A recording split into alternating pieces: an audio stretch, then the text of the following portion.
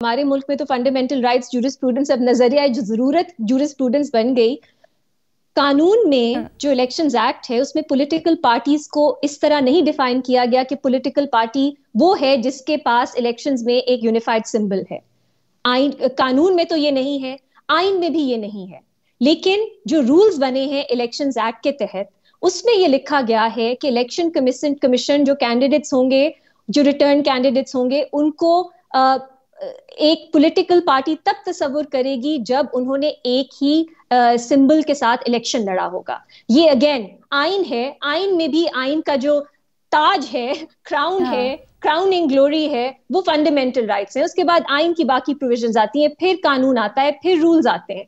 Rules में ये दिया गया है, कानून में ये नहीं दिया गया। बल्कि कानून में अगर आप सेक्शन 66 67 पढ़े, वो ये एक तरह से गुंजाइश पैदा करता है कि अगर एक पॉलिटिकल पार्टी नॉमिनेट करती है लोगों को और वो अपने पेपर्स पे अपनी एलिजेंस जाहिर करते हैं कि वो एक पार्टी के नुमाइंदे हैं और वो सर्टिफिकेट भी देते हैं इलेक्शन रिटर्निंग ऑफिसर्स को, तो फिर वो उसी पार्टी के कैंडिडेट तस्वुर होंगे।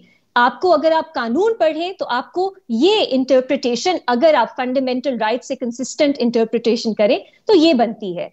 और फिर आप इलेक्ट हो भी जाएं, आप पॉलिटिकल पार्टी तहरीके इंसाफ के मेंबर ही रहेंगे।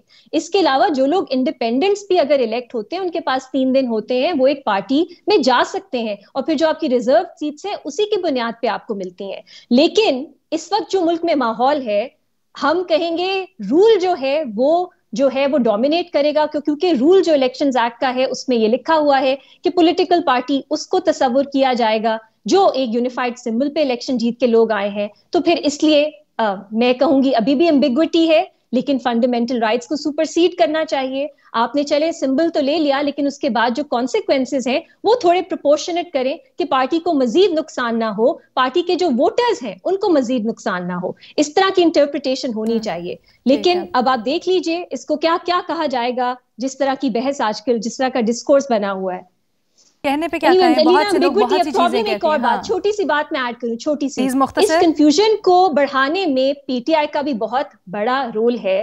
क्योंकि अदालत में भी, और अदालत का जब फैसला आया, उनके जो अब चेयरपर्सन हैं या गौहर खान साहब, उन्होंने भी ये कहा कि अब हमारे कैंडिडेट्स इंडिपेंडेंट हो गए, हमसे रिजर्व सीट्स ले ली गई।